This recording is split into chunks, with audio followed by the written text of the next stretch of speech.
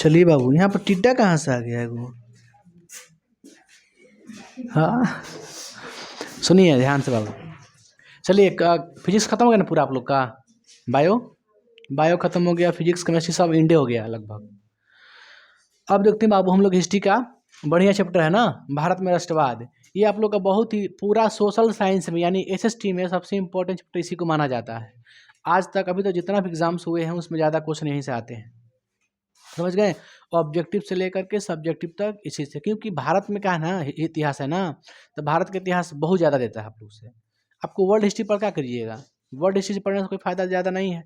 World history सबसे ज़्यादा कहाँ है पता है आपको? मिलेगा 9th क्लास मिलेगा आपको, सबसे ज़्यादा वर्ल्ड हिस्ट्री के बारे में मिलेगा उसमें।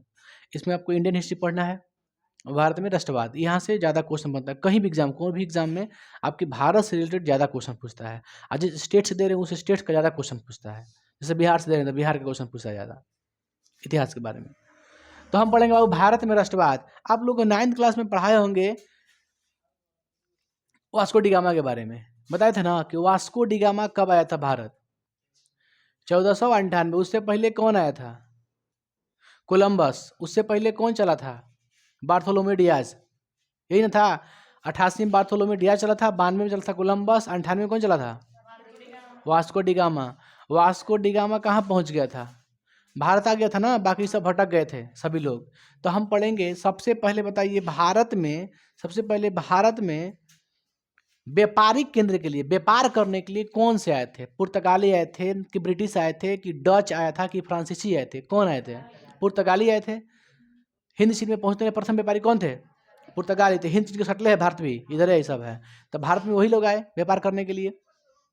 तो यह एक व्यापारिक, शुरू भारत जो था बाबू एक व्यापारिक केंद्र था। व्यापारिक कहने का मतलब है कि व्यापार करने के सिलसिला से सब लोग आया था यहाँ से, सब लोग व्यापार करता था।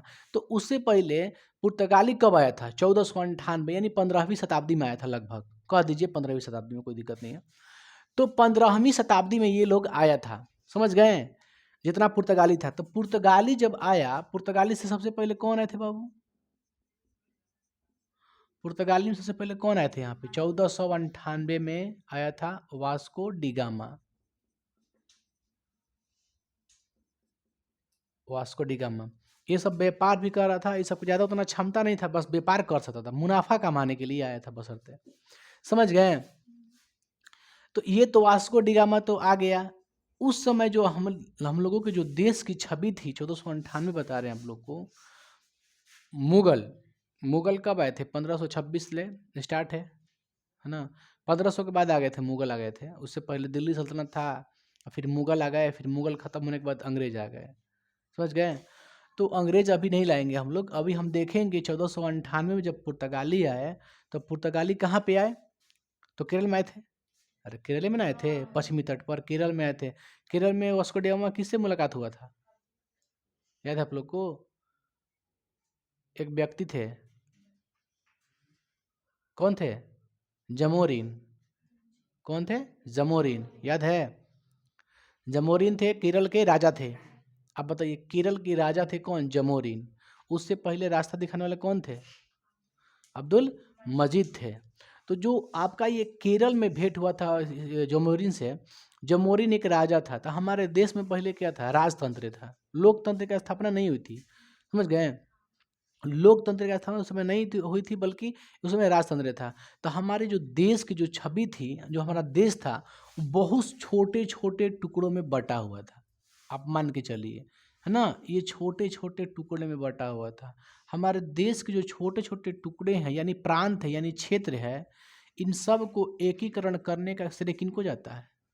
सरदार वल्लभ भाई पटेल, समझ गए? सरदार वल्लभ भाई पटेल को ही जाता है सबका एकीकरण। जिससे कैसे हम लोग पढ़ते जर्मनी का एकीकरण, इटली का एकीकरण। तो हम लोग का भी जो क्षेत्र था, जो देश था, ये लगभग 545 रियासतों में बटा हुआ था, छोटे छोटे टुकड़ों में हम लोगों का देश।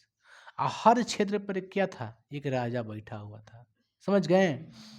ये लोग सोचता कि हम इसको मार के ये भी क्षेत्र ले लें, ये सोचता इसको मार के हम क्षेत्र ले लें, मतलब ये अपने में उलझा हुआ था, समझ गए?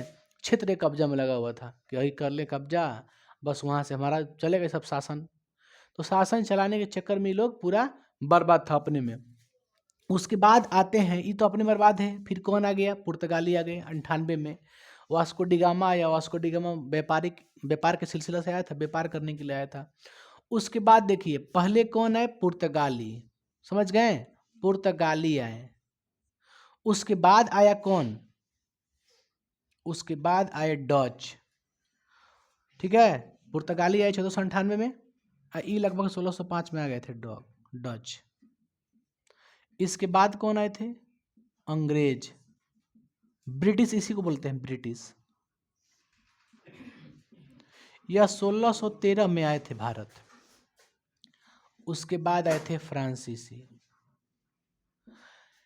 है ना। इस पुर्तगाली को देखते देखते मतलब अगल बगल के जो भी देश है ये सब धीरे धीरे चल दिया है। हॉलैंड, स्पेन, ये जितना भी था ना देश, ये सब व्यापार के सिलसिले से चल दिया कि ज़्यादा मुनाफा यहाँ से सामान ले रहे हैं ना, यूरोप में लेकर बेच रहे हैं तो बहुत ज़्यादा मुनाफा हो रहा है। इसके करके सब देश चल दिया कि चलो वहीं से भारत से लाते हैं, ठीक है। इधर से यहाँ पे आदमी ना उतना मतलब टेक्नोलॉजी में आगे नहीं था, उस समय भी वो लोग आगे था हर चीज़ में, दिमाग में, हर चीज़ में। यहाँ बस खाली मेहनत करना जानता था। तो हुआ क्या, धीरे धीरे सब आया अपना अपना धीरे धीरे अपना जमा रहा है जगह। ये लोग जमाने का प्रयास किया लेकिन जम नहीं पाया, समझ गए। ये सब निकल गया। उसके बाद डच भी आए थे, पुर्तगाली आए तब जाके डच आए। डच भी कुछ दिन तक व्यापार किया, चला गया। अंतिम रूप से कौन आए? अंग्रेज आए। अंग्रेज कब आए थे? 1613 में आए थे, समझ गए। कब आए थे? 1613 में। तो 1613 में ऐसे नहीं आए थे, ठीक है। ब्रिटिश जब भी कहेंगे, जब कहेंगे ब्रिटिश अंग्रेज, तो आप ये जूम कीजिएगा ना, ब्रिटिश में जैसे ब्रिटेन जो है ना, ब्रिटिश ब्रिटिश बोल मतलब अंग्रेज, ब्रिटिश का मतलब अंग्रेज। अंग्रेज वो भी कहाँ के? तो कहिएगा इंग्लैंड के, ठीक है। अंग्रेज कहाँ के थे? इंग्लैंड के। तो इंग्लैंड आया था। डच के बाद कौन आया था? इंग्लैंड आया था। मुख्य रूप से अंग्रेजों उसी को बोलते हैं अंग्रेज। हालांकि अंग्रेजी अगल बगल ब्रिटेन में जितना भी देश है ना ब्रिटेन का, इस सब में आता है अंग्रेज, सब अंग्रेजी है। लेकिन ज़्यादा इंग्लैंड ही शासन किया था यहाँ पे। तो हम जब भी ब्रिटिश का बात करेंगे यानी अंग्रेजों का बात करेंगे तो कहाँ के होगा? इंग्लैंड का होगा, समझिएगा ये बात को। तो इंग्लैंड के यानी अंग्रेज जो थे इंग्लैंड के थे, इन्होंने क्या किया कि एक वहाँ के रानी थी, आप लोग को मालूम होगा, पढ़े होंगे आप लोग, लंदन की। इंग्लैंड की राजधानी लंदन है ना, इंग्लैंड की राजधानी क्या है? लंदन है। तो लंदन की एक महारानी थी जिसका नाम क्या था? एलिजाबेथ। उनके परमिशन से ही 1600 ईस्वी में किसकी स्थापना की गई? ईस्ट इंडिया कंपनी की स्थापना की गई, वो भी लंदन में ही, भारत में ना, काट दीजिएगा। कहाँ पे? लंदन में। लंदन में ईस्ट इंडिया कंपनी की स्थापना कब हुई थी? 1600 में। उसके बाद उससे परमिशन लिया गया एलिजाबेथ से व्यापार करने के लिए, उस कंपनी के द्वारा व्यापार करने के लिए। तो अंग्रेजों ने चल दिया वहाँ से कहाँ आया? भारत आया। अब भारत में भी सबसे पहला फैक्ट्री कहाँ डाला था? सूरत में, समझे आप लोग। सूरत में इन लोगों ने पहला फैक्ट्री डाला था। कोई दिक्कत आप लोग को? यहाँ पे सूरत में उन लोगों ने क्या किया? पहला फैक्ट्री डाला। पहला फैक्ट्री कब डाला? अंग्रेज में मुख्य थे, है ना। इस सब को इग्नोर कर दीजिए, इस सब को इग्नोर कीजिए, इस पे ध्यान दीजिए, समझे। अंग्रेज कब आया? 1613 में भारत आया, यानी कि 1613 में ही क्या किया होगा? फैक्ट्री का स्थापना किया होगा, यहाँ पर फैक्ट्री लगाया होगा, है ना। लेकिन पहले कब कहाँ आए थे? पहले अंग्रेज कहाँ आए थे? पहले आए थे सूरत में। कब आए थे? 1613 में आए थे। लेकिन इनका मुख्य काम क्या था? फैक्ट्री परमिशन लिए थे मुगल से, समझे आप लोग। मुगल से जो यहाँ अकबर थे, इस सबसे परमिशन लिया गया था। परमिशन लेके क्या कर दिया? कुछ पैसे देके ज़मीन खरीद के फैक्ट्री लगा दिया।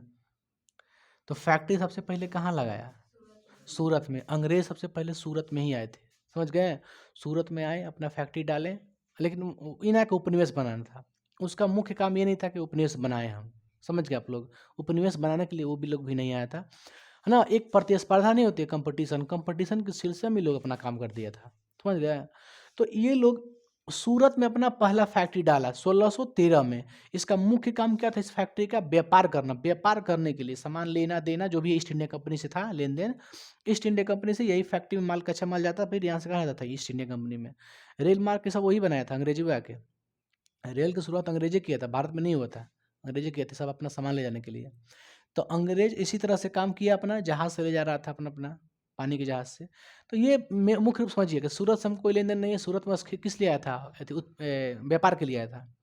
फैक्ट्री काम क्या था? व्यापार करना। इसका मुख्य काम था व्यापार करना। यहां से उन लोगों ने, यानी सूरत को उन लोगों ने उपनिवेश नहीं बनाया। बात समझिए, सूरत को उन लोगों ने उपनिवेश नहीं बनाया था। यहां से क्या कर रहा था? खाली व्यापार कर रहा था। उसके बाद सुना कहाँ गया? उसके बाद आता है यह बंदा कहाँ आता है? इसके बाद यह आता है, तब तक तो क्या कर रहा है? व्यापार कर रहा है लोग, अंग्रेज। 1613 से लेकर लगभग 1757 तक क्या कर रहा है? व्यापार कर रहा है। समझ गए? उसके बाद क्या किया? 1757 में युद्ध होता है। आप लोग पढ़े होंगे प्लासी का युद्ध कब हुआ था? 1757 में। 1757 में इन लोगों के द्वारा कौन सा युद्ध किया गया? पलासी का युद्ध। पलासी जगह का नाम है, एक बंगाल में है। पलासी का युद्ध हुआ 1757 में। 1757 से ही इन लोगों ने उपनिवेश बनाना शुरू कर दिया था। समझ गए आप लोग?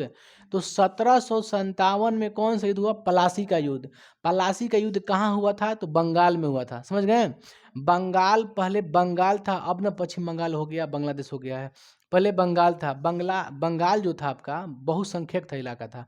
उसमें हिंदू मुस्लिम का बहुत ही मतलब जनसंख्या था, सब एकजुट रहते थे, ज़्यादा पॉपुलेशन था, है ना। वो समृद्ध था, मतलब हर स्टेट की तुलना में सबसे बड़ा क्षेत्र था। बिहार उड़ीसा सब उसी में था, बंगाली में था पहले। समझ रहे? बताया ना कि बिहार अलग हुआ था कब? 12 में, 11 में, फिर 36 ले उड़ीसा से अलग हुआ था 36 में। तो कहने का मतलब है कि सब मिल गया था। बंगाल में था। बंगाल बहुत ही बड़ा क्षेत्र था, एरिया उसका बहुत बड़ा था, उसमें पॉपुलेशन बहुत ज़्यादा था। समझ गए? तो इन लोग ने शुरू क्या कर दिया कि वहाँ के पहले बंगाल के नवाब होते थे। समझ गए? अली खां थे, और उसके बाद अंतिम थी सिराजुद्दौला थे। सिराजुद्दौला थे। नवाब कौन थे? नवाब थे आपका सिराजुद्दौला। समझ गए? इस सबसे पहले कौन थे? अली खां थे। अली खां वहाँ के नवाब थे, बंगाल के। समझ गए? मतलब नवाबी, मतलब नवाब रहते थे उस समय। मतलब इन कोई प्रधानमंत्री सीएम थोड़ी नहीं था वहाँ से उस समय। कौन चीज़ कहलाता था? नवाब कहलाता था कि नवाब है यहाँ के। वही देख रेख करते, कैसे सीएम कर रहे हैं, विधायक कर रहे हैं, एमपी कर रहे हैं, सब कर रहे हैं ना, उसी प्रकार ये नवाब थे। तो नवाब थे कब? ये बंगाल के नवाब थे। इससे पहले कौन थे? अली खां भी थे। समझ गए? अली खां थे, इसके बाद सिराजुद्दौला थे। तो सिराजुद्दौला के साथ ही इन लोगों ने 1757 में एक युद्ध किया, जिसे कहते हैं पलासी का युद्ध, जिसमें सिराजुद्दौला को हरा दिया गया। समझ गए? सिराजुद्दौला को हरा दिया गया और बंगाल पे अधिकार करना शुरू कर दिया। समझ गए? तो सबसे पहला उपनिवेश किस क्षेत्र को बनाया? किस क्षेत्र को बनाया? बंगाल को। ठीक है? सूरत को नहीं, बल्कि बंगाल को। उपनिवेश किसे बनाया? पहला उपनिवेश। पहला उपनिवेश, उपनिवेश का मतलब समझते हो ना? गुलाम। किसे बनाया? बंगाल। पलासी की युद्ध, इसलिए यहाँ पे पलासी युद्ध। पलासी का युद्ध कब हुआ था? 1757 में हुआ था पलासी का युद्ध। 1757। कौन हार गया था? हाई हार गए थे, सिराजुद्दौला हार गए थे। समझ गए? यहाँ से इन लोगों ने अपना उपनिवेश बनाना शुरू किया। भले आया था 1613 में, अपना व्यापार तो कर ही रहा था, लेकिन इस सब कंपटीशन के चक्कर में, आगे बढ़े के चक्कर में उपनिवेश बनाना शुरू कर दिया। गुलाम बनाने लगे बंगाल को। बंगाल को अधिकार में ले लिया। समझ गए? बाद में उसको बंटवारा भी कर दिया था 1900 के बाद, है ना बाबू? यहाँ तक कोई दिक्कत आप लोगों को? तो सबसे पहले भारत में कौन आए थे व्यापार के लिए? पुर्तगाली आए थे। उसके बाद कौन आए थे? डच आए थे, है ना। इन लोगों ने उपनिवेश नहीं बनाया। उसके बाद कौन आए? अंग्रेज। अंग्रेज का पहला फैक्ट्री कहाँ डाला गया? सूरत में डाला गया। समझ गए आप लोग? सूरत में यहाँ तक डाल दिया। सूरत के बाद कहाँ गया? बंगाल में। बंगाल में किससे युद्ध किया? सिराजुद्दौला से, नवाब से, बंगाल के नवाब से किए। 1757 में पलासी की युद्ध में लोग जीत गया था। समझ गए? अंग्रेज। अंग्रेज जीत गया, उसके बाद उस पर अधिकार कर लिया। उसके बाद हिंदू मुसलमान करके उसको तोड़ दिया भी गया बाद में, है ना। उसको बिखेर दिया। उसका नियम ही था डिवाइड एंड रूल का, है ना, फूट डालो और राज करो, यही ना था। तो अंग्रेजों ने बंगाल में क्या किया? बंगाल में किसको क्या कर दिया? उसमें उसका उपनिवेश पहले बंगाल को बना लिया। बंगाला नहीं लिखे, बंगाल लिखे हैं। ठीक है? बंगाल। पलासी का युद्ध हुआ 1757 में, इसमें सिराजुद्दौला हार गए थे। समझ गए? अब आगे बढ़ते हैं बाबू। इसके बाद आता है कुछ ही, इसके बाद धीरे धीरे लोग अपना जमाने लगा। धीरे धीरे उपनिवेश बिहार इस सब पे कब्जा धीरे धीरे करने लगा। आसपास जितना भी क्षेत्र था ना, इस सब पे कब्जा उपनिवेश बनाना शुरू कर दिया। तो उस सब हम नहीं पढ़ेंगे कि बिहार कब बनाया कब नहीं बनाया। बंगाल को बना लिया ना, तो बंगाल में बिहार भी था, मतलब बंगाल में कहीं एक जगह क्षेत्र ले लिया, तो फिर बगल में अगल में सब धीरे धीरे बढ़ाते जाएगा अपना, तो धीरे धीरे बढ़ाते गया, पूरा देश पे कब्जा कर लिया इस तरह से। तो 1757 में प्लासी का युद्ध होता है। अब बस जस्ट इसके 100 साल बाद, इसके 100 साल बाद यानी 1857 में, 1857 में एक मेरठ है, यूपी की जगह है मेरठ, उसमें ना मंगल पांडे का नाम सुने होंगे आप लोग। तो मंगल पांडे के द्वारा युद्ध चलाया गया था, दो चार को मार देते थे गोली, समझ गए। उसमें जो सेना थे, सेना अंग्रेजों में जो सेना थे, भारतीय जो सेना थे, उन लोगों को जो कारतूस दिया था, कारतूस जो बंदूक होता है बड़ा बड़ा वाला, उसमें कारतूस भरा जाता है, पहले देखिए गोला का कारतूस भरा जाता है, उसमें कारतूस होता है, तो कारतूस भर के देता था। कारतूस जो था आपका, एक गाय का मांस वाला कारतूस था, एक थी सुअर का मांस वाला था। तो सुअर के मांस वाला देता था किसको? मुसलमान को, और गाय का मांस वाला किसको? हिंदू को, समझ गए। इसलिए सब भड़क गया। बताइए, बाद में उन लोग को पता चला सेना को कि बताइए कारतूस, बताइए कारतूस जो था सुअर के मांस के और गाय के मांस का दे रहा है लोग, है ना। क्योंकि कारतूस, अब पता ना कारतूस को नोचा जाता था दांत से, कुछ था उसमें सिस्टम, तो कारतूस दिया जाता था उसको, सुअर के मांस का और गाय के मांस का। तो इन लोगों के बीच में चल गया। मंगल पांडे थे उस समय, बहुत खतरनाक आदमी थे यूपी के मेरठ के। तो उन लोगों ने विरोध काफ़ी किया, लेकिन उन लोगों को देखिए जो सेना थे ना, जो सेना थे, सेना का काम क्या है आप लोग का? सेना का काम एक जो मतलब सेना ऐसा थोड़ी बना, सेना को बढ़िया तनख्वाह भी था उन लोग का, ऐसा नहीं कि अंग्रेज नहीं दे रहा था, दे रहा था, लेकिन ऐसा काम कर दिया ना कि जिसको युद्ध करना पड़ा इन लोग को। तो मंगल पांडे के द्वारा 1857 में सबसे पहला क्रांति की गई। मंगल पांडे के द्वारा 1857 की क्रांति पढ़िएगा, जब पढ़ाएंगे आप लोग को आगे, 1857 क्रांति होगा तो पढ़ाएंगे, हालांकि इससे आगे दिया आप लोग का चैप्टर में। 1857 की क्रांति ये पहला भारतीय क्रांति थी। किसके द्वारा चलाया गया? कौन किया था? मंगल पांडे। फिर मंगल पांडे को फांसी दे दिया गया था, समझ गए, मंगल पांडे को फांसी दे दिया गया था। लेकिन इन्होंने भी मार दिए, 2-3 को उड़ा दिए थे हम, समझ गए। तो ये पहला बहुत बेजोड़ क्रांति था, मेरठ में हुआ था ये क्रांति 1857। उसके बाद 1858 में इसी क्रांति के उपलक्ष्य में 1858 में महारानी विक्टोरिया थी। महारानी विक्टोरिया कहाँ की थी? लंदन की। महारानी विक्टोरिया वहीं से एक घोषणा करती है कि ठीक है, ऐसे जो हुआ सो हुआ, भारतीयों का जो धर्म है, जो स्वतंत्रता है, जो धार्मिक चीज़, जो सांस्कृतिक है, सबको हम स्वतंत्र करते हैं। आप लोग आराम से रहिए अपना, मतलब आपको अधिकार होगा, आप लोगों को अधिकार मिलेगा, ठीक है। मतलब हर चीज़ में अधिकार दी, ऐसा बात नहीं था। 1857 के बाद 1858 में घोषणा की, घोषणा का मतलब क्या? अनाउंसमेंट की। उसमें महारानी थी वहाँ के लंदन के 1858 में। तो महारानी विक्टोरिया अपना से बहुत सारा ये सब की कि ना आप लोग को हर चीज़ में अधिकार मिलेगा, लेकिन ये मिला नहीं, तुरंत ख़त्म कर दिया। क्योंकि डलहौजी आ गया था। डलहौजी थे ना, लूट पटेर वाला थे, व्यक्ति था डलहौजी।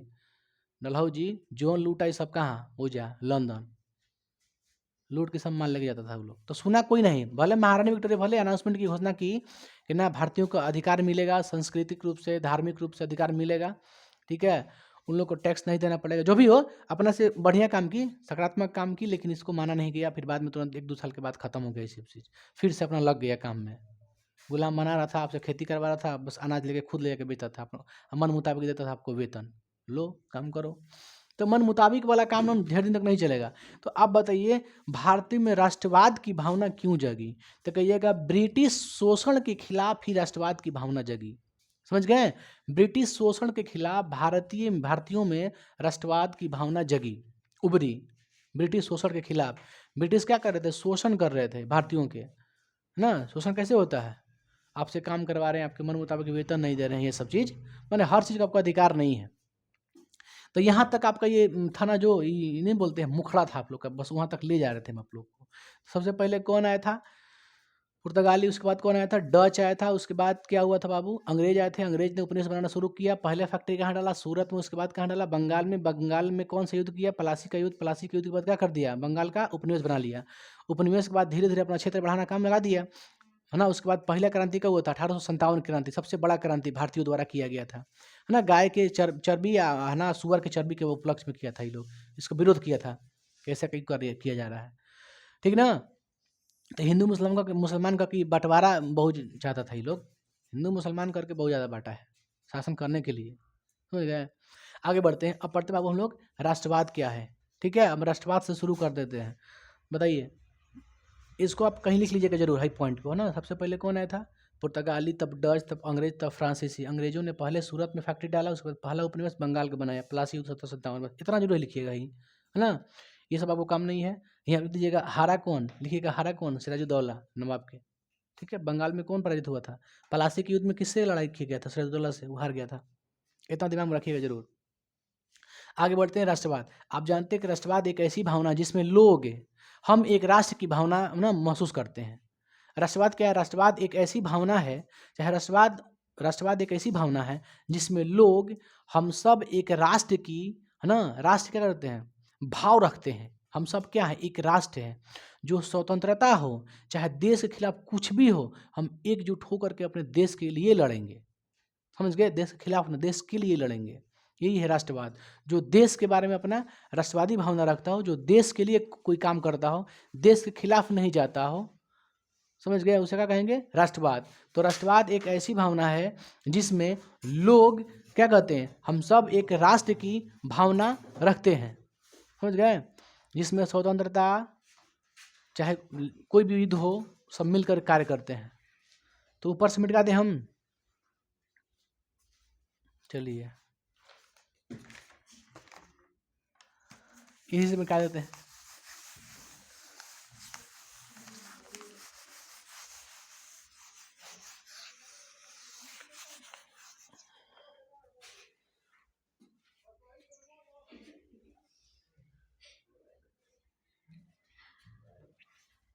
पहला क्वेश्चन ले लेते हैं, राष्ट्रवाद। ठीक है बाबू, राष्ट्रवाद क्या है? राष्ट्रवाद क्या है? तो कहिएगा राष्ट्रवाद, ध्यान दीजिए बाबू, राष्ट्रवाद एक ऐसी भावना है जिसमें लोग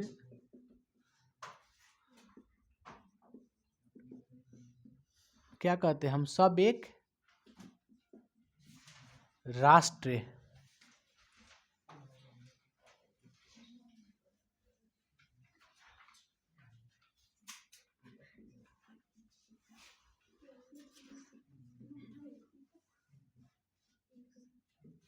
ठीक है। हम सब एक राष्ट्र हैं, चाहे लिखते हैं।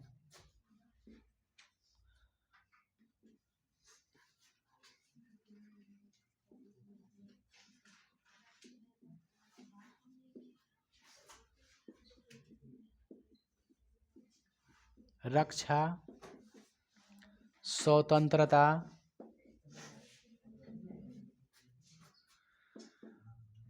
एकजुट होकर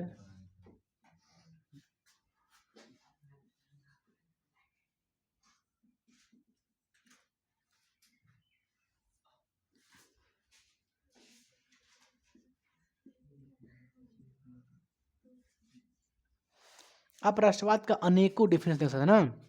राष्ट्रवाद का आप क्या देख सकते हैं? आप अनेकों डेफिनेशन लिख सकते हैं। आपके मेटल में अलग अलग होगा। आप लिख सकते हैं राष्ट्रवाद एक ऐसी भावना जो देश के लिए सोचता हो, देश के लिए सकारात्मक बातें सोचता हो, देश के हित में कोई भी काम करता हो, है ना। देश के खिलाफ ना कोई भी लिखिएगा, देश के अंदर लिखिएगा, जो देश के लिए आपको मतलब सही लगे कि देश के लिए सही चीज़ है। देश के खिलाफ वाला बात कोई मत लिखिएगा, ये सब सही है। तो राष्ट्रवाद का कोई फिक्स एक डेफिनेशन नहीं है। कह सकते हैं राष्ट्रवाद एक ऐसी भावना है जिसमें लोग, हम सब एक राष्ट्र हैं का भाव महसूस करते हैं, ठीक है। जिसमें लोग क्या करते हैं? रक्षा, कोई भी हो, रक्षा करते, देश की रक्षा कर लिए, चाहे राष्ट्र की जो भी चीज़ हो, चाहे स्वतंत्रता के लिए एकजुट होकर, चाहे मिलजुल कर लड़ते हों, वही ना है। चाहे विकास के लिए प्रयास करते हों, मिलकर प्रयास करते हों, जिसमें देश के लिए रक्षा, स्वतंत्रता एवं विकास के लिए देते हैं, विकास के लिए भी देते हैं, विकास के लिए मिलकर प्रयास करते हैं, मिलकर। देखो आप हिंदी थोड़ा समझिएगा, लिखने नहीं आता, प्रयास करते हैं। बताइए राष्ट्रवाद की जो भावना है कैसे जगी? आप सब पूछिएगा, संक्षेप में क्या कहिएगा?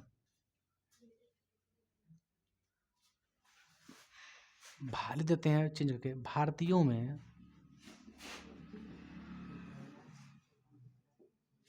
राष्ट्रवाद की भावना ब्रिटिश शोषण के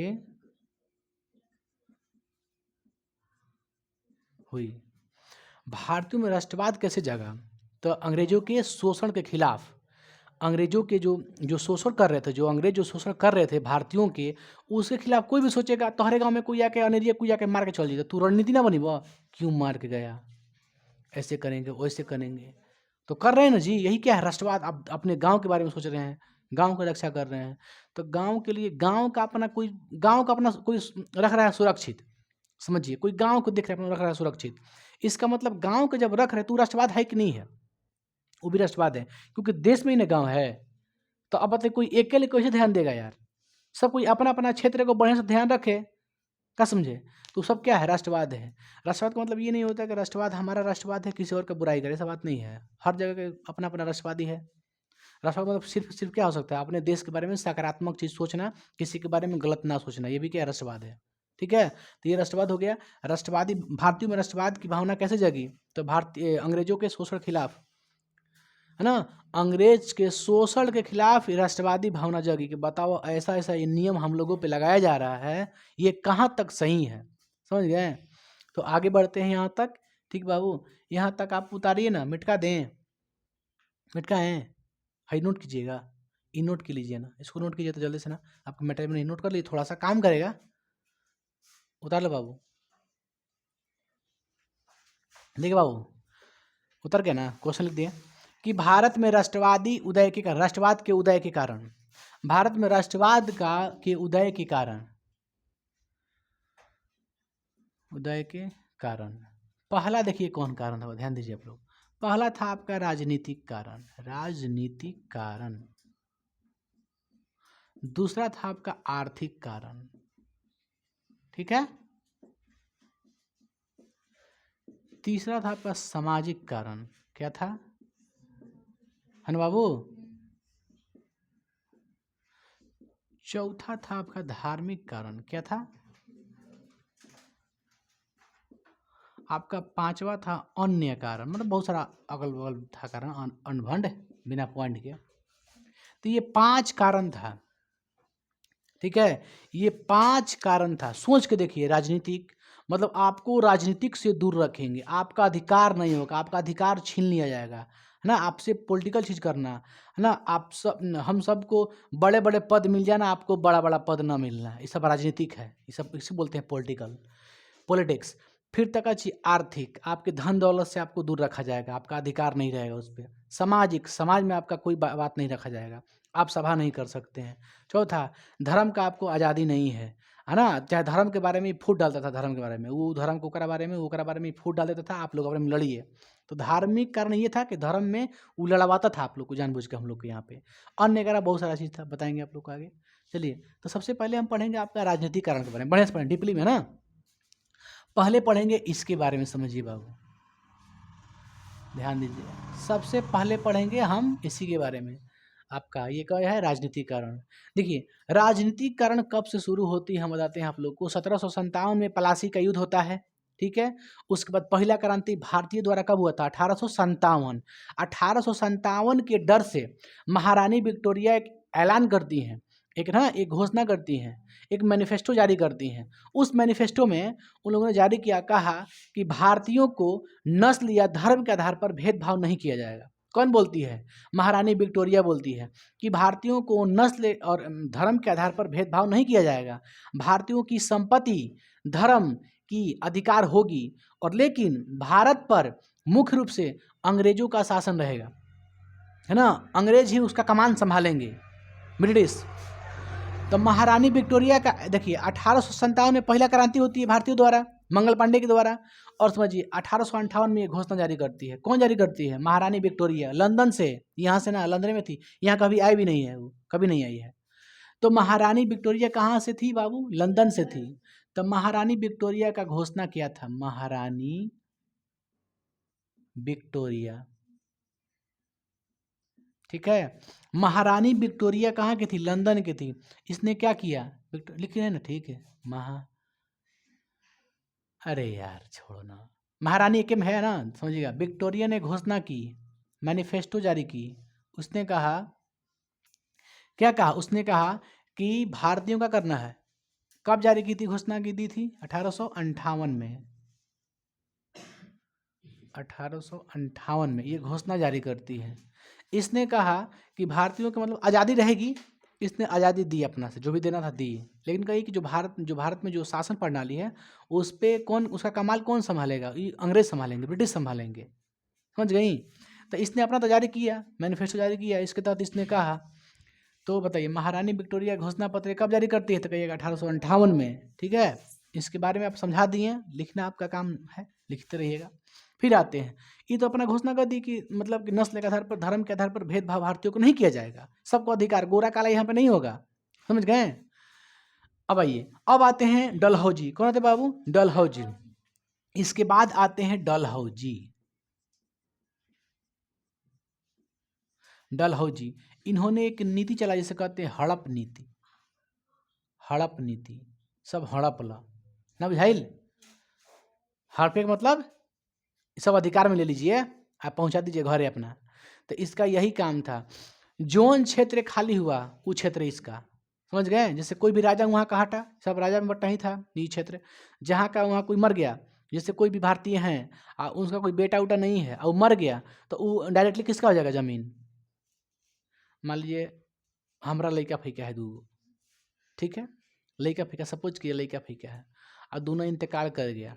दोनों का हो गया इंतकाल कर गया, हम बच गए अकेले, मर गया दोनों, हम बच गए अकेले, तो हमको गोद लेने का अधिकार नहीं है। अडॉप्ट हम बच्चा को नहीं कर सकते हैं, ये अधिकार नहीं है।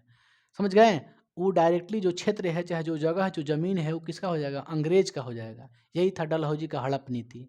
मतलब कोई भी बच्चा, किसी का बच्चा है भी नहीं तो गोद नहीं ले सकता है। समझ गए? अडॉप्ट नहीं कर सकता है। तब यही था हड़प नीति, माने बच्चा क्या नहीं ले सकता है? गोद नहीं ले सकता।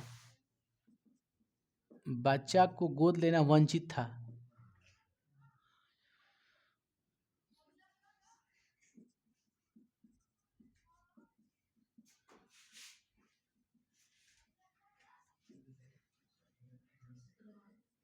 क्षेत्र पर इतने शॉर्ट में कब्जा, ये अगल बगल जितना भी क्षेत्र था सब पे कब्जा करना शुरू कर दिया। समझ गए? यहाँ तक ये महारानी विक्टोरिया घोषणा कुछ और करती हैं, ये काम कुछ और करता। समझ गई? अलग अलग ही था, दोनों का था नीति। हालांकि बेचारी आई नहीं थी तो क्या जान रही है, क्या समझे? यहाँ पे डलहौजी था, डलहौजिया, डलहौजी बोलते हैं हड़प नीति। इसने हड़प नीति चलाया, जिसका जगह खाली उस जगह हमारे ना हुई। तो इस तरह से अंग्रेजों ने अपना अधिकार धीरे धीरे, जो मर गया उसका भी ले लेता था। अच्छा तो अपना उपनिवेश बनाया था, लेकिन धीरे धीरे उसने अपना क्षेत्र और बड़ा कर दिया। समझ गए? मजबूत होकर दे गया। लास्ट में 46 में भागा है, 1946-47 में भागा है यहाँ से। सोच लो कब से कब आया है। समझ गए ना? 200 साल नहीं हुआ, 1757, 1857 कै साल? 100 साल हो गया ना। फिर 1957 कै साल? 200 साल। यहाँ पे 200 साल किया है राज। आया था 1613 में, 250 साल। भले व्यापार कर रहा था तो क्या 1617 में आया था ना बाबू? बंगाल में, बंगाल में कब अपना उपनिवेश बनाया? 1613 में कहाँ आया था? सूरत आया था। सॉरी, 1613 में कहाँ आया था? सूरत आया था। 1757 में कहाँ गया था? बंगाल गया था। तो 1613 के बीच में, 1757 के बीच में गैप नहीं है ज़्यादा। उस समय तो जरूर कुछ ना कुछ किया होगा। इसलिए बोला था कितना? 200 साल बोला था है कि अंग्रेजों ने भारतीयों पर कितने साल शासन किया? 200 साल। 200 साल सोचला कोई आदमी जिंदा रही? 2 गो पीढ़ी मर जतो, 3 गो पीढ़ी मर जतो, सोचला आराम से। तो डलहौजी की हड़प नीति। उसके बाद आते हैं राजनीतिकरण में, इन लोगों ने अपना अपना नियम कानून थोपना शुरू कर दिया। अंग्रेजों ने अपना अपना नियम कानून थोपना शुरू कर दिया। उसने पहला पहला कौन सा एक्ट लाया? वर्नाकुलर प्रेस एक्ट, है ना बाबू? कौन सा एक्ट लाया? Vernacular press act. कौन लाया था? Lord Lytton. कौन लाए थे? Lord Lytton. लॉर्ड लीटन ने, यहाँ के वायसराय थे, यहाँ के वायसराय, पहले वायसराय होते थे, जनरल वायसराय। तो जो वायसराय थे यहाँ के, भारत के जो वायसराय थे, कौन थे? लॉर्ड लीटन थे। तो लॉर्ड लीटन ने कौन सा एक्ट लाया? कौन सा कानून लाया? Vernacular press act. Vernacular press act कौन लाया? Lord Lytton. Lord Curzon, Lord Lytton, Lord Ritton, है ना, लॉर्ड कैलिन, बहुत सारे नाम थे सब लॉर्ड से। तो लॉर्ड लीटन, समझिए बाबू, लॉर्ड लीटन ने 1878 में क्या लाता है? वर्नाकुलर प्रेस एक्ट क्या लाता है? वर्नाकुलर प्रेस एक्ट, समझिएगा, वर्नाक्यूलर प्रेस एक्ट ये लाता है, समझ गए? लॉर्ड लिटन 1878 में लाता है, लेकिन लॉर्ड रिटन ने 1881 में से रद्द कर दिया था, समझ गए? लेकिन वो हम नहीं देखेंगे, देखेंगे कि लाया था क्या है। तो लॉर्ड लिटन कब लाया था ये एक्ट? 1878 में लाया था। लॉर्ड लिटन ने 1878 में वर्नाकुलर प्रेस एक्ट लाया। प्रेस माने समझते हो ना, जहाँ अखबार की छपाई होती है। तो वर्नाकुलर प्रेस एक्ट के तहत जो भारतीय जो अखबार की जो छपाई करते थे अपने भाषा कच्ची में, उर्दू, हिंदी, बांग्ला भाषा में, तो भारतीय द्वारा जो प्रेस में जो अखबार जो बंद समाचार पत्र जो था वो किसमें छपता था? हिंदी में, ना तो बांग्ला में, ना तो उर्दू में। इस अखबार पर ही प्रतिबंध लगा दिया गया। इस एक्ट के तहत जो भारतीय भाषा में छपने वाले अखबार थे, जो न्यूज़पेपर थे, यानी जो प्रेस में जो छप रहा था इस भाषा में, उसको प्रतिबंध लगा दिया गया उस पर। मतलब भारतीय जो है वो हिंदी में, ठीक है, उर्दू में, ठीक है, और बांग्ला में अपना समाचार मतलब अखबार नहीं छाप सकते हैं इस एक्ट के तहत। 1878 में कौन सा एक्ट लाया गया? Vernacular press act. इसके तहत क्या हुआ? तो कहेगा भारतीय भाषा उर्दू, बांग्ला, हिंदी में छपने वाले अखबार पर क्या लगा दिया गया? प्रतिबंध लगा दिया गया, समझ गए?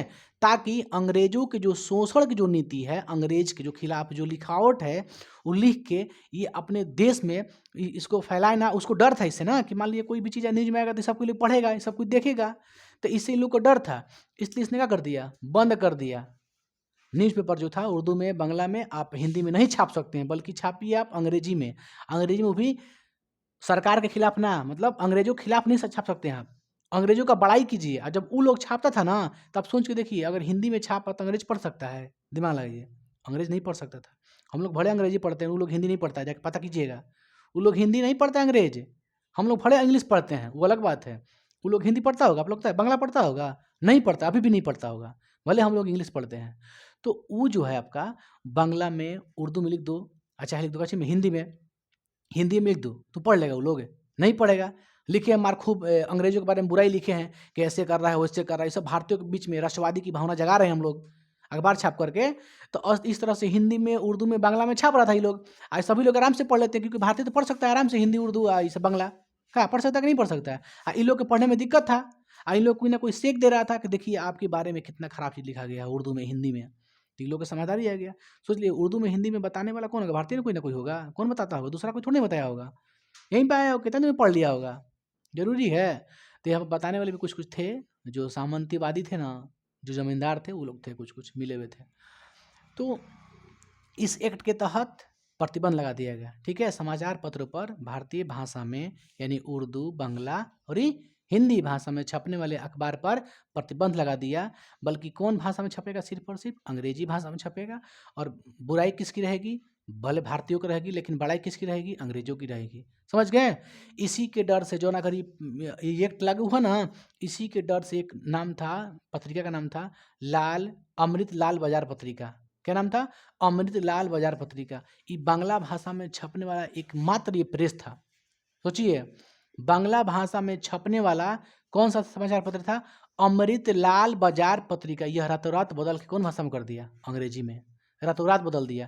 तो आपसे पेपर में ये पूछेगा, जो बता रहे हैं, ये पूछेगा आपसे वर्नाकुलर प्रेस एक्ट कब लागू हुआ? 1878 में। किसके द्वारा लागू हुआ? लॉर्ड लिटन के द्वारा। खत्म।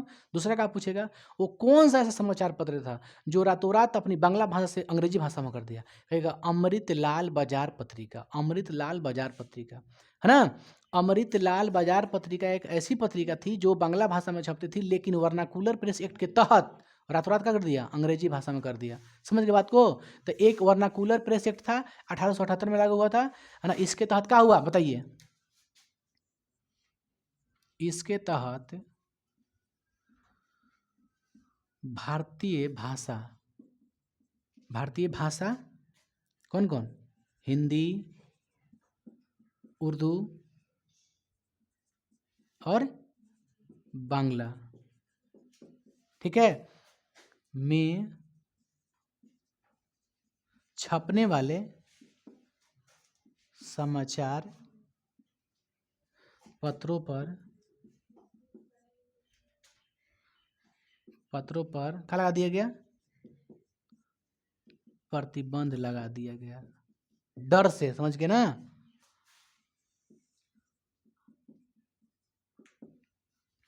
इसमें कहीं कोई दिक्कत है? लिख देते हैं। इस एक्ट के तहत, देखिए, इस एक्ट के तहत बांग्ला भाषा में छपने वाली समाचार ना, काहे हंस रहे हैं बाबू, कहीं गलती हिंदी लिखे हैं का है? इसमें इसी एक्ट के तहत, हाँ, इस एक्ट के तहत, इस कानून के तहत बांग्ला भाषा में छपने वाली कोची, बांग्ला भाषा में छपने वाली कोची, रुकिए एक सेकेंड,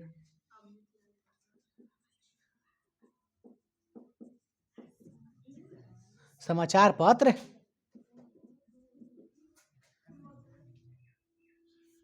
लो ना शॉर्ट में लिखते हैं, पत्रिका,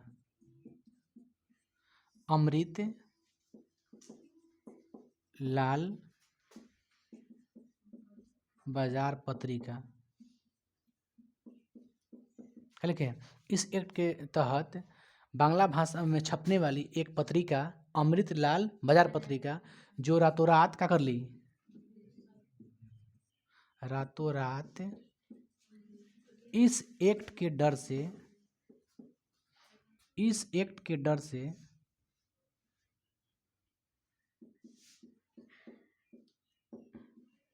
बांग्ला भाषा से क्या कर दिया, आप लोग शॉर्ट में याद रखिएगा, ये सब लिखा थोड़े हैं, अंग्रेजी में कर लिया,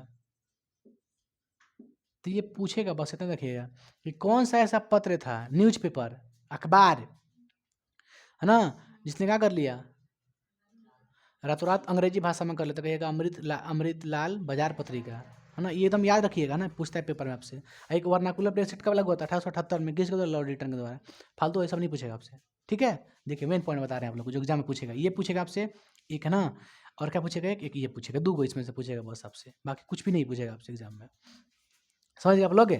तो वर्नाकुलर प्रेस एक्ट, प्रेस में समझते हैं जहाँ छपाई होती है समाचार पत्र की, न्यूज़पेपर की जहाँ छपाई उसी प्रेस बोलते हैं, यानी प्रेस पे एक्ट लगाया गया, प्रेस को बंद कर दिया गया, नहीं छाप सकते हैं आप अंग्रेजों के खिलाफ कोई भी चीज़, छापना तो अंग्रेजी में छापे ताकि हम सब भी पढ़ें और हमारी खाली बड़ाई कीजिए, बुराई नहीं, समझ गए। इसके बाद एक और आता है, क्या आता है बाबू? Arms act. क्या आता है? Arms act. आर्म्स एक्ट, इसका नाम क्या है? आर्म्स एक्ट, आर्म्स बोलता है उसको, आर्म्स, ठीक है। आर्म्स एक्ट कब लागू होता है? 1800, देखिए 79 नहीं बाबू, कर दीजिए 78, 1878 में ही एक और एक्ट लागू होता है जिसको कहते हैं आर्म्स एक्ट। आर्म्स एक्ट, आगे बढ़ते हैं, देखो यहाँ पे देते हैं, हम सब राजनीतिक कारण पढ़ रहे हैं ना, याद रखिएगा, अब यहाँ से हम पढ़ रहे हैं। एक और लाता है एक्ट,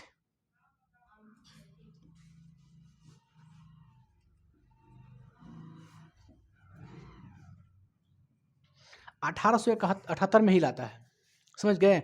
इस एक्ट के तहत भारतीयों को हथियारों से वंचित रखा गया, मतलब भारतीय हथियार नहीं रख सकते हैं, सिर्फ कौन लोग रख सकते हैं? गोरे लोग, लिखा है ना, गोरे मतलब वो छिलल मुर्गवा, कौन सी मुर्गवा? अंग्रेज।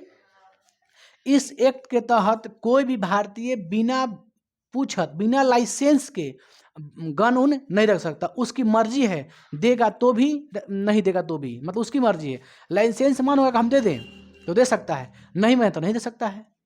तो यानी इसका मतलब ये हुआ कि आर्म्स एक्ट ऐसा एक्ट था जिसके तहत भारतीय हथियार को नहीं रख सकते हैं, बल्कि अंग्रेज सिर्फ रख सकते हैं, है ना, अंग्रेज रख सकते हैं। इसके तहत, इसके तहत भारतीयों को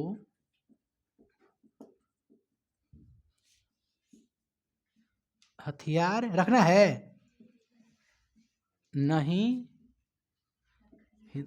तहत, ठीक है ना, सिर्फ अंग्रेज लोग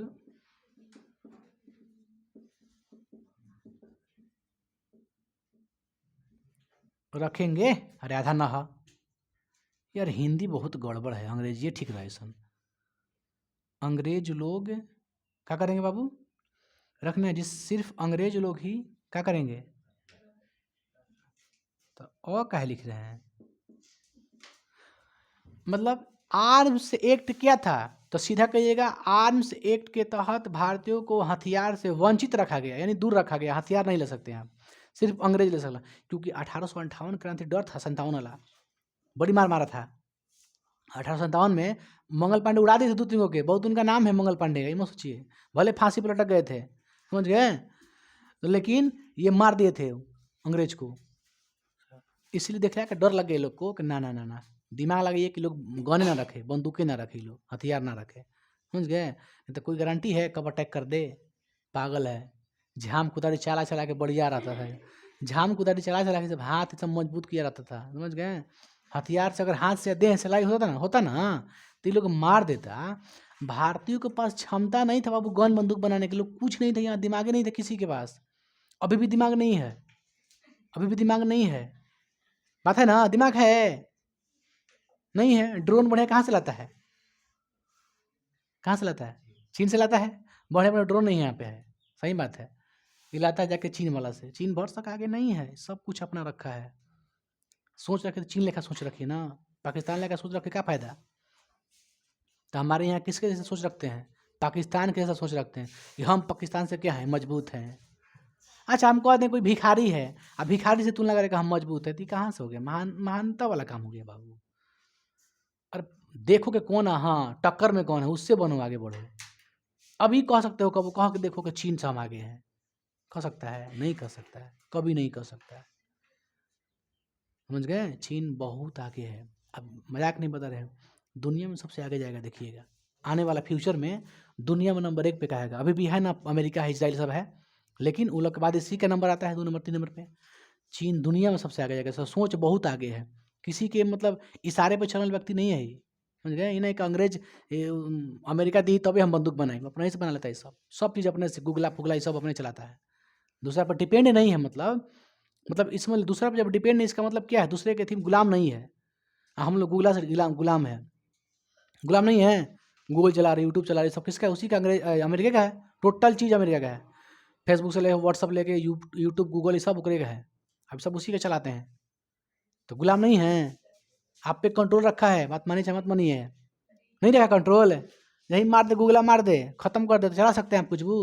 अरे पैसा नहीं भेज सकते हैं कहीं, सोचो, फोन पे से आपका फोन पे है ना, तो फोन पे से आप पैसा नहीं भेज सकते हैं कहीं, रीजन है कि फोन पे के लिए कहाँ जाएंगे हम, प्ले स्टोर पे जाएंगे ना, आप प्ले स्टोर है नहीं है ओकरे है, बस समझ ला, अगर तू प्ले स्टोर बना लेता है, समझ बात क्या, अगर आप प्ले स्टोर भी बनाता है कोई भारतीय, सब दिमाग लगाओ, अगर प्ले स्टोर भी अपना भारतीय कोई बना लेता है तो जीमेल कहाँ से लाएगा, ईमेल आईडी कहाँ से लाएगा, गूगल से लाएगा, प्ले स्टोर चलाने के लिए ईमेल डालना पड़ेगा आपको, समझ के बात को ना, तो ईमेल कहाँ से लाइएगा, गूगल से लाइएगा, डालिएगा तब ना कुछ लोड कीजिएगा जी, प्ले स्टोर से गेम लोड करो चाहे फ़ोन पे लोड करो, अब प्ले स्टोर नहीं खुले लिए अपन तो क्या कर, 30% लेता है, अगर प्ले स्टोर से कोई काम अगर पैसा कमाइएगा ना प्ले स्टोर से, तो 30% ले लेता है वो लोग, अमेरिका वाला, सोच लीजिए, और कुछ परसेंटेज ही काट लेता है, हम लोग का गवर्नमेंट 18%, अभी तो एजुकेशन पर 18% है, प्राइवेट कोचिंग पे है, प्राइवेट कोचिंग पे 18% है, किताब उताब पे नहीं है, 18% है जीएसटी, सोच लीजिए टैक्स लेता है एजुकेशन पे, तो ये हम लोग गुलाम बने हुए हैं, हम लोग अपने पर निर्भर नहीं है, दूसरे पर डिपेंड है, तो दूसरे पर कंधा पर रखे कब तक बंदूक चलेगा, कंधा हटा ली बंदूक गिर जाई, बस समझ ला, तब आगे बढ़ेंगे, तो यहाँ से महारानी विक्टोरिया का कोई नहीं चला नियम, डलहौजी अपना हड़प नीति दिखाया, वर्नाकुलर प्रेक्षेट लाया गया, समझ गए, इसके तहत भारतीय के जो समाचार पत्र है उसके भाषा में बंद कर देगा, अंग्रेजी भाषा में छापो कोई दिक्कत नहीं है, हमारी बड़ाई करो कोई दिक्कत नहीं, तू कमाओ खाओ सब ठीक है, आगे बढ़ते हैं, आर्म्स एक्ट के तहत भारतीयों को हथियार रखना वर्जित था, है ना, मना था, आप नहीं रख सकते हैं, आगे बढ़े हम लोग, इसके बाद हम पढ़ते हैं बाबू इल्बर्ट बिल, क्या पढ़ते हैं, Ilbert bill act, Ilbert bill act, अब समझ बात करें ध्यान से, ये कौन लाया था बाबू, लॉर्ड रिपन, है ना, लॉर्ड रिपन, लॉर्ड रिपन कब लाया था, 1883 में, ये एक्ट लाया गया था 1883 में। कौन एक्ट? Ilbert bill. ठीक है, इल्बर्ट बिल। सुनिए, ये बहुत बढ़िया एक्ट था। ये जो एक्ट था ना, बहुत बढ़िया एक्ट था। शुरू बढ़िया था। ये ऐसा एक्ट था जिसके तहत जो भारतीय जो भी थे, भारतीय चाहे जो अंग्रेज थे, कोई भी गलती कर लिया, ठीक है, कोई भी गलती कर लिया, जब गलती करेगा तो जज कौन रहेंगे? भारतीय रहेंगे। अब भारतीय जज सुनवाई करेंगे उसका, चाहे अंग्रेज हो और चाहे भारतीय हो, उसकी सुनवाई करेंगे कौन करेंगे? भारतीय ही करेंगे।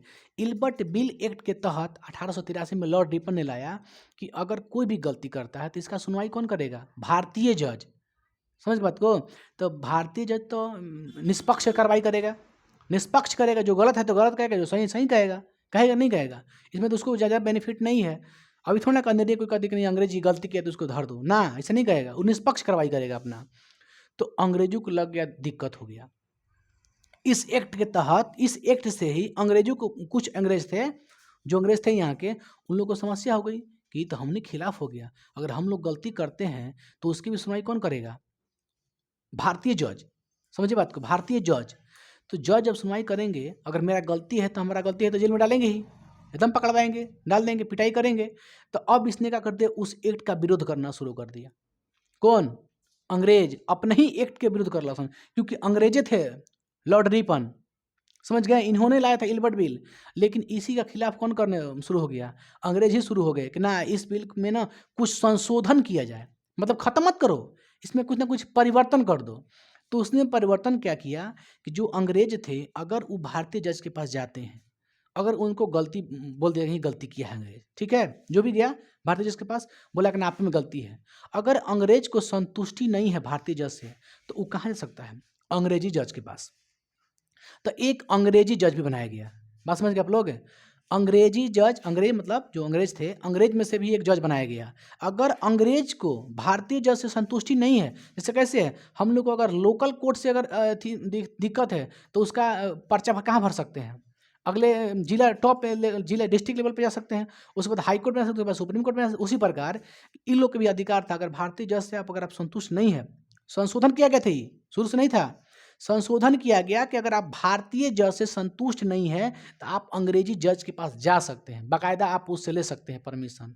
अगर वो गलती कह देगा तो आपका माना जाएगा, अगर कह देगा ना गलती नहीं है। यानी सोचो, हम लोग कैसे जा रहे हैं? हम लोग जाते हैं पहले डिस्ट्रिक्ट कोर्ट में, उसके बाद हाई कोर्ट में, उसके बाद सुप्रीम कोर्ट में। अगर आपको हाई कोर्ट में दिक्कत है, आप यहाँ से संतुष्ट नहीं है, तो अंतिम रूप से कहाँ जाइएगा? सुप्रीम कोर्ट में। यानी सुप्रीम कोर्ट जो फैसला दे दे वही क्या है? सही है। बात समझो। उसी प्रकार सबसे पहले सुनवाई कहाँ आपको करना है? भारतीय जज के पास। तो आप जब भारतीय जज के पास सुनवाई करेंगे, अगर आप उससे संतुष्ट नहीं है, तो सुप्रीम कोर्ट यहाँ कौन बैठा है? अंग्रेज। बात समझिए, सुप्रीम कोर्ट के तौर पे कौन बैठा है यहाँ पे? अंग्रेज। जो अंग्रेज सुना देगा फैसला, वही क्या है? 100% सही है, उसी को माना जाएगा। तो सबसे पहले आपको अंग्रेजों को भी कहाँ जाना था? भारतीयों के पास। अगर भारतीय संतुष्ट कहाँ जाएगा? अंग्रेज के पास जाएगा। वो अंग्रेज कर देगा हाँ ठीक बा, तो ठीक बा, बस समझ लो। यही बात है, आप लोग का संतुष्ट लोग नहीं जाता, आप लोग उसको, उन लोग को भी है ना। एक तरह से मान लीजिए कि भारतीय क्या है? भारतीय जज को क्या कह सकते हैं? हाई कोर्ट कह सकते हैं। भारतीय जज को क्या कह सकते हैं? हाई कोर्ट कह सकते हैं। और सुप्रीम कोर्ट किसको कह सकते हैं? अंग्रेजों को कह सकते हैं। उसी तरह से दोनों आप कंबाइंड कीजिए, समझ में आ जाएगा आप लोग को। तो इल्बर्ट बिल के तहत स्टार्टिंग में, शुरुआत में क्या था कि भारतीय जज ही अंग्रेज के चाहे भारतीयों के सुनवाई करेंगे, ठीक है। और बाद में इसमें अंग्रेजों के शोषण, अंग्रेजों के विरुद्ध करने के कारण इसमें संशोधन करके ये कहा गया कि अगर अंग्रेज भारतीय जज से संतुष्ट नहीं है तो अंग्रेजी जज के पास जा सकते हैं। बस यही इतना कॉन्सेप्ट है इल्बर्ट बिल। ये कब लागू होता? 1883 में। कब लागू होता? 1883 में। इल्बर्ट बिल एक्ट कब लागू हुआ? 1883 में। किसके द्वारा? लॉर्ड रिपन के द्वारा। लॉर्ड रिपन के द्वारा इल्बर्ट बिल एक्ट। आगे बढ़े हम लोग, इसको मिटा दें। रुकिए एक सेकेंड, इसको उतारिएगा आप लोग। देखो तो बाबू आ जाएगा यहाँ पे, नहीं आएगा?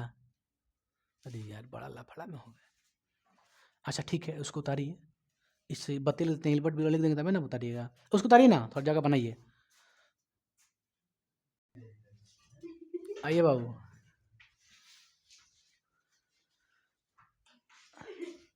ठीक, समझिए। यहाँ तक कोई दिक्कत है? हमने क्या पढ़ा? पहला क्या पढ़ा? सबसे पहले कौन ऐलान करती है, घोषणा जारी करती है? महारानी विक्टोरिया। उसके बाद हमने क्या पढ़ा? डलहौजी। उसके बाद हमने क्या पढ़ा? वर्नाकुलर प्रेस एक्ट 1878 में। उसके बाद हमने क्या पढ़ा? आर्म्स एक्ट 1878 में। उसके बाद हमने क्या पढ़ा? क्या पढ़ा? इल्बर्ट, अच्छा आर्म्स एक्ट के बाद कुछ पढ़ नहीं पढ़े हैं? इल्बर्ट बिल पारित एक्ट। तीसरा पॉइंट था ना बाबू जी, राजनीतिक कारण का हम पढ़ा रहे हैं सब, एक में भी आर्थिक कारण नहीं घुसे हैं।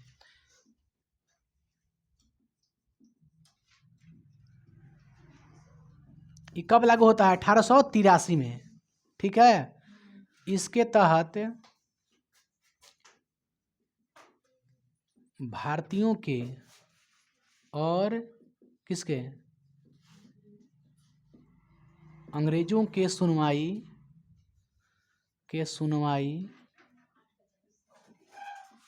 भारतीय जज ही करेंगे,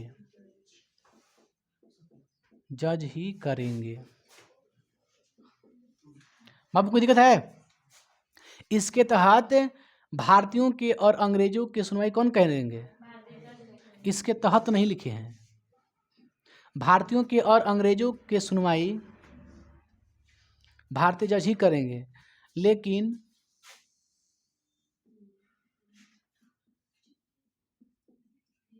अंग्रेजों के विरोध के कारण इसमें संशोधन किया गया। क्या किया गया? संशोधन मतलब होता है बदलाव, किया गया। संशोधन में क्या किया गया कि यदि अंग्रेज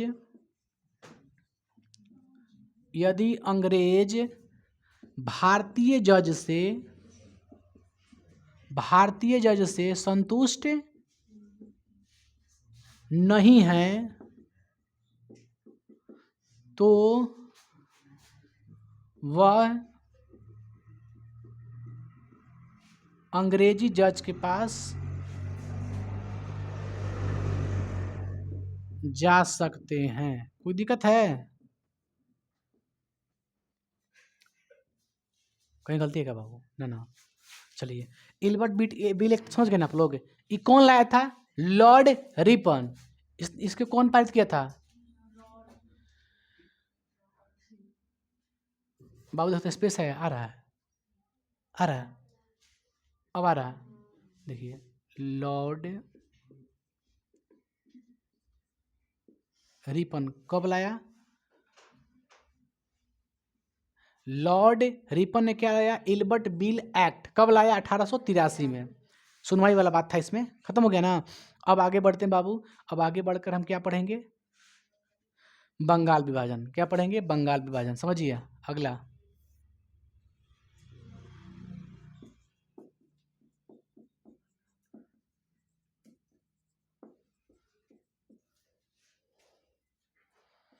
उन्नीस 1906 में किसके द्वारा? लॉर्ड कर्जन के द्वारा।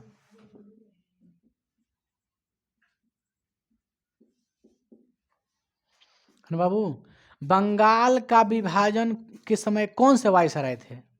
लॉर्ड कर्जन के द्वारा किसकी विभाजन हुई? बंगाल की। समझ गए? बंगाल का जो विभाजन था, विभाजन करने का मुख्य कारण ये था कि वहाँ पे भारतीयों की जो संख्या थी बहुत ज़्यादा थी, और किसी भी क्षेत्र में अगर ज़्यादा जनसंख्या है तो उस पर अधिकार करना थोड़ा सा मुश्किल हो जाता है। किसी चीज़ में ज़्यादा कंट्रोल करना और ज़्यादा अधिकार करना मुश्किल होता है।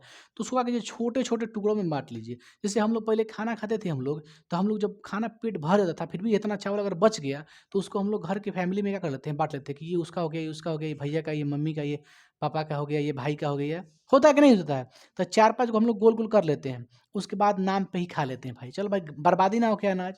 तो उसी प्रकार इसने लड्डू को क्या किया? बुनिया की तरह बिखेर दिया। तो इसने क्या किया?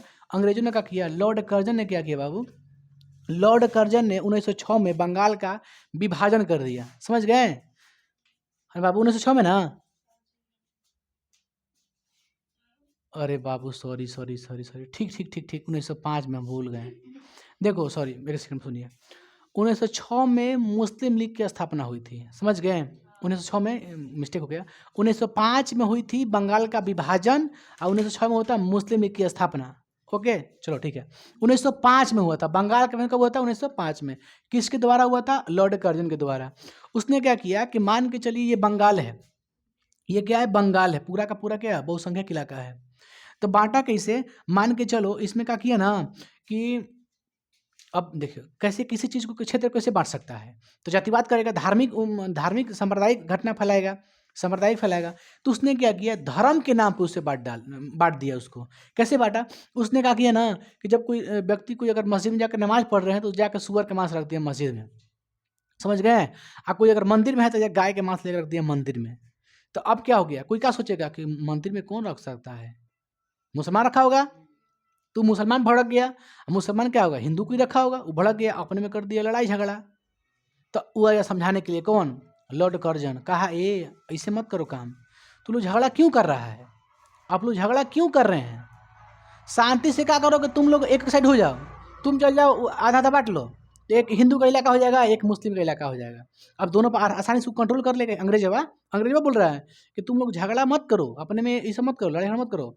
इसमें क्या करो, क्या कर लो? बांट लो क्षेत्र अपना। जैसे घर में कैसे हो गया, फैमिली लड़ाई हो गया अपन घर में, भाई भाई में ना, तो क्या वाला कि बंटवारा कर दो, बीच में मार दो वाले को।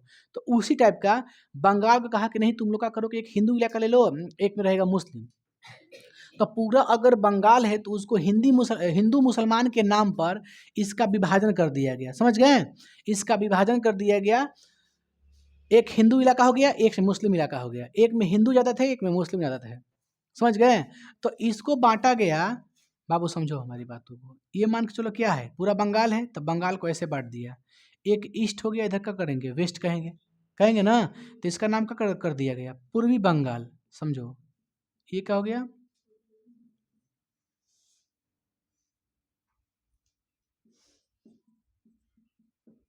ये क्या हो गया?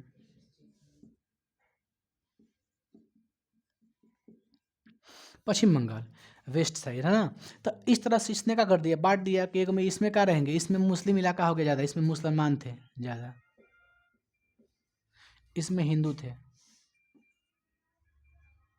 समझ गए? ये हो गया पूर्वी बंगाल, ये हो गया पश्चिम बंगाल।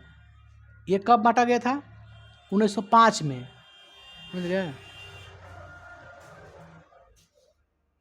अब समझ बात को। इसके बाद में क्या किया गया, जब हम लोग का देश आज़ाद हो गया था 47 में, तो 47 में ही पाकिस्तान बन गया था, समझ गए? 47 में पाकिस्तान एक देश हम लोग के भारत देश से ही कट के एक अलग देश बन गया, जिसका नाम पड़ गया कची, पाकिस्तान।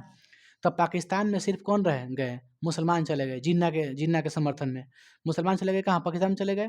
तो पाकिस्तान में जाने के बाद बोला गया, पाकिस्तान के खिलाफ बोला गया कि पाकिस्तान में कौन है? मुस्लिम है, ठीक है? मुस्लिम कहाँ है? पाकिस्तान में है। तुमको फिगर समझा रहे हैं, देखो इसमें पश्चिम बंगाल कहाँ है बताइए तो आप लोग? बंगाल किधर है? बंगाल इधर है ना, देखो यहाँ पे होगा कहीं, देखो ये है ना यहाँ पे, ये पश्चिम बंगाल है। अच्छा बताओ इसमें पाकिस्तान किधर होगा? है राजस्थान के बगल में इधर, यानी पश्चिम में। तो मैंने इधर के नहीं होगा पाकिस्तान, किधर होगा? पाकिस्तान इधर है ना, पश्चिम में है। समझो इसमें इधर मैप में इधर है पश्चिम होता है, आपका इधर पश्चिम है, तो इधर पश्चिम में है कुछ पाकिस्तान है, समझे आप लोग? यहाँ पे क्या है? बंगाल है। पूर्वी बांग्लादेश कहाँ है? बांग्लादेश, बांग्लादेश कहाँ है बाबू?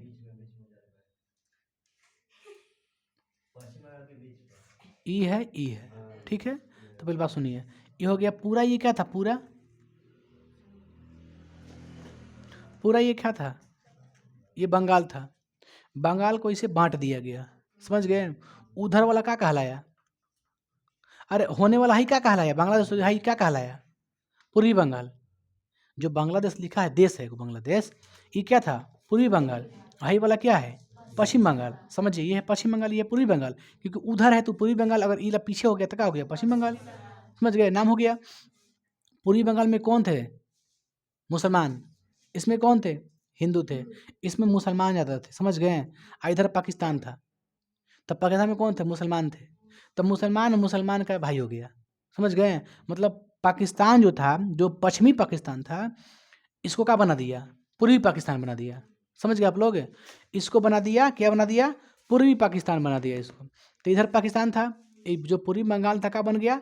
पूर्वी पाकिस्तान बन गया। मतलब ये भी अधिकार पाकिस्तान के अधिकार में चला गया। समझ गए? लेकिन जो पाकिस्तानिया था इसका खूब शोषण किया ना, यहाँ के जो सामूहिक बलात्कार किया, रेप किया, बहुत सारा कांड किया। लेकिन उसके बाद भी भारतीयों ने इसका समर्थन किया बांग्लादेश के खिलाफ। मतलब सपोर्ट में भारतीयों ने बहुत ज़्यादा सपोर्ट किया पूरी पूरी पाकिस्तान के। पूर्वी पाकिस्तान अपना ही था, अपने में समझ लेना, जौन थाली में खा रहा है उसी में छेद कर रहा है, वही काम किया था।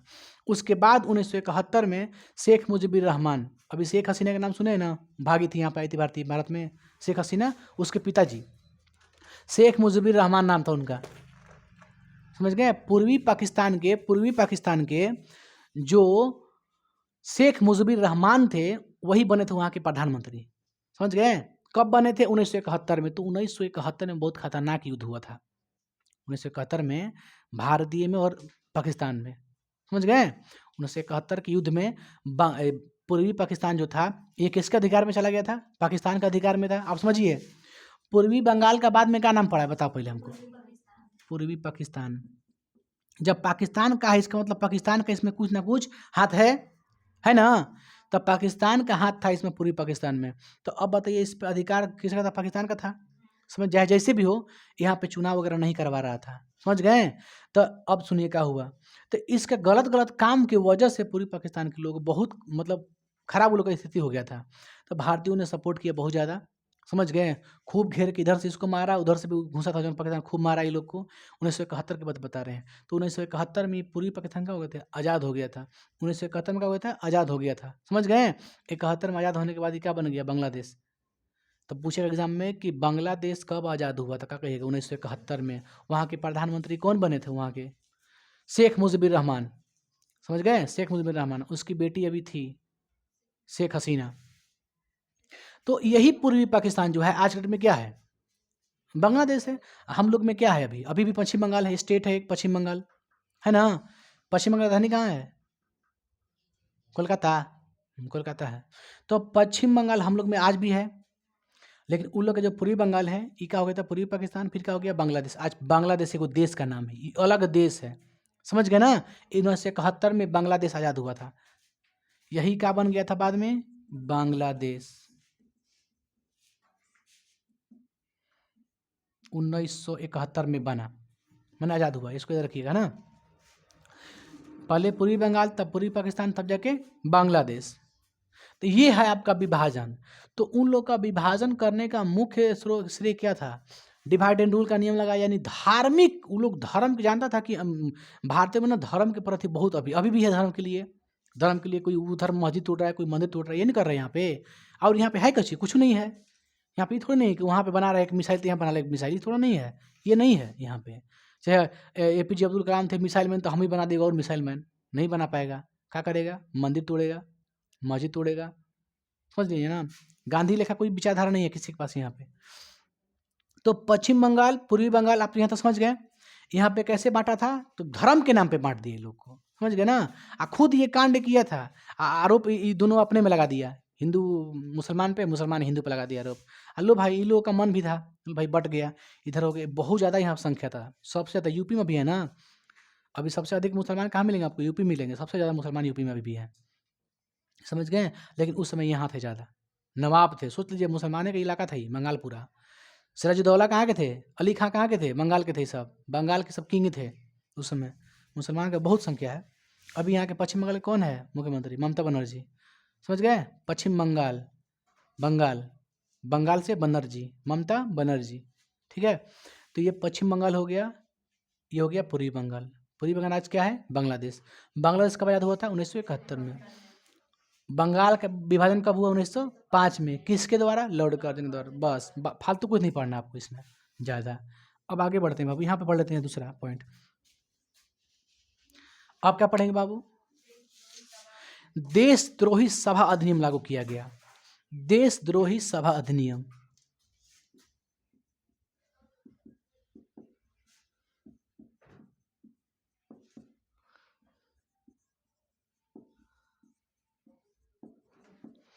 उन्नीस 1907 में।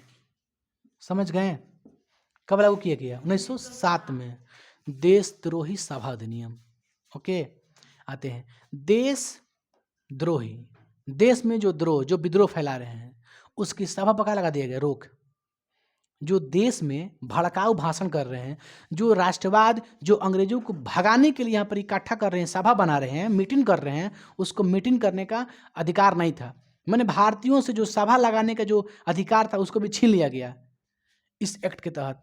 देशद्रोही सभा अधिनियम के तहत भारतीयों को सभा लगाने पर रोक लगा दिया गया कि आप लोग सभा नहीं लगा सकते, मीटिंग नहीं कर सकते, एकजुट नहीं हो सकते हम। अभी धारा 144 है ना, जब धारा कहीं 144 लग जाता है इसका मतलब वहाँ पे 4 लोग नहीं रह सकते इकट्ठा कहीं पे भी, समझ गए? तो ये है आपका देशद्रोही सभा अधिनियम। कब लागू किया गया? 1907 में लागू किया गया। इसके तहत क्या हुआ था बाबू?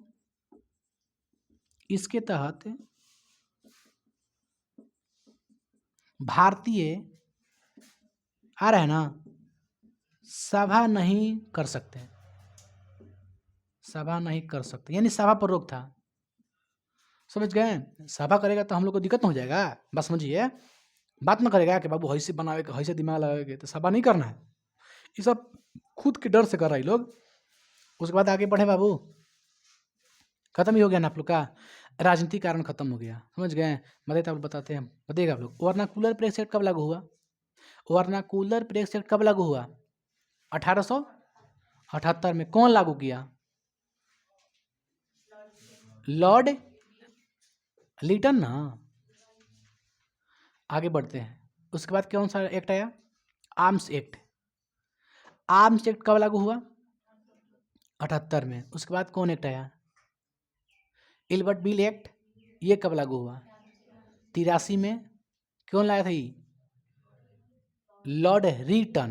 रिटन रिपन रिपन थे, रिपन थे, रिटन रिपन थे, सॉरी। अच्छा, बंगाल विभाजन कब हुआ था? 1905 में। लेकिन देखिए बंगाल विभाजन को रद्द भी कर दिया गया था, हम बता रहे हैं आप लोग, ध्यान दीजिए। यहाँ पर लिखते हैं बाबू, कहाँ गया? इसमें लिख लीजिएगा, लॉर्ड हार्डिंग के द्वारा 1911 में जो बंगाल का जो विभाजन हुआ था उसे रद्द भी किया गया था।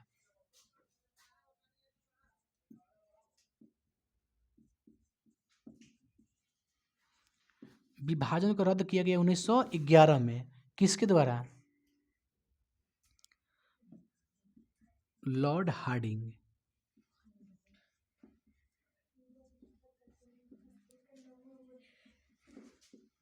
देखिए बंगाल विभाजन रद्द किया गया 1911 में, किसके द्वारा? लॉर्ड हार्डिंग के द्वारा। बस याद रखिएगा पॉइंट को, समझ गए? 1911 में बंगाल विभाजन रद्द भी कर दिया गया था कि बंगाल विभाजन नहीं होगा, लेकिन हो गया। 5 में हो गया था, तो फिर दोबारा यही होगा, लेकिन बोला गया था इसके द्वारा, लॉर्ड हार्डिंग के द्वारा। याद रखिएगा माइंड में, क्योंकि बुक में आपका है एनसीईआरटी में, इसलिए लिखना बहुत जरूरी है हमको।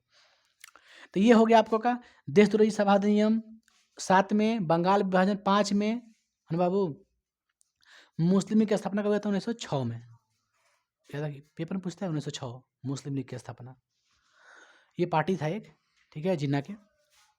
इसमें कोई दिक्कत है बाबू? कोई दिक्कत नहीं ना है? आगे बढ़े हम लोग। कल पढ़ेंगे हम लोग आर्थिक कारण। क्या पढ़ेंगे? आर्थिक कारण। आर्थिक कारण के बारे में आप लोग को बताएंगे। पहले यहाँ तक उतारिए फ्रेश एकदम।